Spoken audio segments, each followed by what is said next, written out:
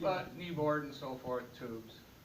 Uh, I can say from way back when, water skiing was not a problem. Everybody understood the rules. You ran the lake counterclockwise, you dropped away from the shore, so forth. If I've had two near misses in the last few years, one was a jet ski. I think they were either drunk or stupid. They cut between the boat and the tube. Well, how they missed the tow rope, I do not understand. The second one was a wave runner, which is the bigger version. Obviously, they weren't aware or even abiding by the rules. We went head on. We missed by 10 feet. I was running in the ordinance direction of the road, towing a skier. So that's just a rules violation. I would hate to see this become a non-motorized lake. It was one of the reasons that my wife and I decided to keep this piece of property and stay here. We enjoy the ability to go out, tow the grandkid on a tube, tow my son. Occasionally I go out. I would hate to lose that. If I see more of a way of finding some cooperation between this. So that's my piece. And just for reference, I have taken some pictures of their race course, as some people are calling it, just for your reference of what they're doing. Thank you, Scott. I would like to see some type of compromise made personally. Like I said, I would really hate to lose this lake to motorized sports. Because like I said, I tube, but I also sail. Thank you. Just a real quick point of fact, as Can I you just restate your understand. name? Oh, I'm sorry, Doug Ogden. I live at the top of Champion Drive. We use the boat, our boat. We got two boats, one fast one and one with an electric motor. When I go fishing, it's the electric one. When we just want to go out and goof around, we'll take the big boat out. Then we do the counterclockwise action in there. We've been out there when the buoys have been out, and well, you have to kind of avoid the buoys, or I've even thought of doing the course a few times with the boat. But, You should have. last year, I ran into a sheriff who was parked over by the boat launch, and the buoys were out, and I asked him what the story was on that, and I referenced the lake as a private lake, and he first corrected me. It is not a private lake. It's only the access to the lake is private. It's at the boat launch, it stops. It's privacy. It's True. a county lake, so it goes by county rules. He did reference that any organized event on the lake requires a permit from the county. And I've often wondered if a permit was taken out every weekend when the buoys are set out.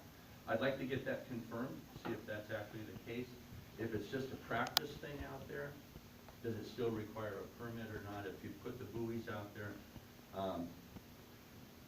if this is just practice and they observe the counterclockwise action on the lake and just left the buoys out of it, I don't have a problem with jet ski. I used to be a motorsports photographer. I shot lots of jet ski races, and they were kicking the butt for a while. But this lake's really small, and I'm just wondering also why some of this event stuff doesn't go off on other bigger lakes more appropriately. So, It does. okay. So anyway, my 2 cents. Thank you, Doug. Anyone else? Before we wrap up here? I guess I have one thing to say when we wrap it up. Hang on, Julie. There's somebody back in the corner here. Okay, sorry. My name is Mark. I've lived here 24 years, and I fish during the summer every Saturday morning. And there was one thing that was said way early, that the people that are here don't work. I worked with the city for 26 years, and I plan on doing it more. It's not just old people here. Point B, been here 24 years, and I've never seen, because we didn't have aeration, that the lake was horrible.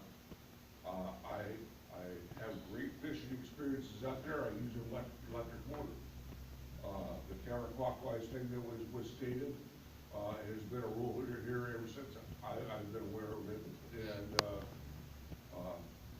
I get out there, and by 11 o'clock, I have to get off the water because everyone's just zooming around, not paying attention to the rules. And for that reason, it kind of offends me.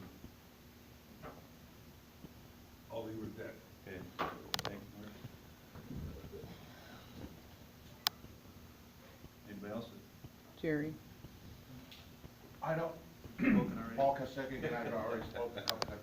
I've heard some great ideas from, I'd say, neutral people offering, and it does seem like, whether it's warranted or not, there does seem to be a feud going on between a few people.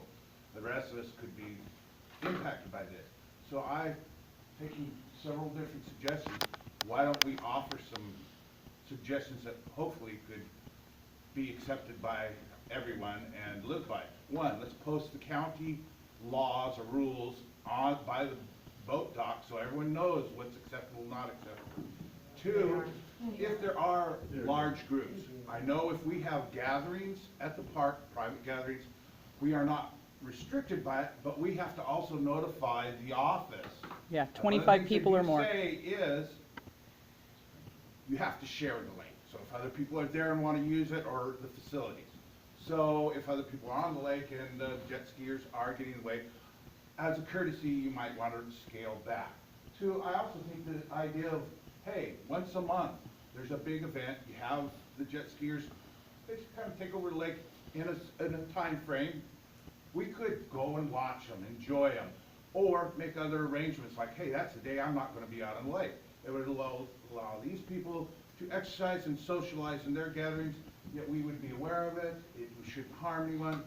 As this gentleman over here so eloquently said it, community cooperation, give and take. It can't be all one person, because this is a diverse community. We should have diverse events. So let's all kind of give a little bit, get along, be civil in trying to work this out, put aside past feuds, and try to solve the situation. Those are just a couple of things I thought were good ideas.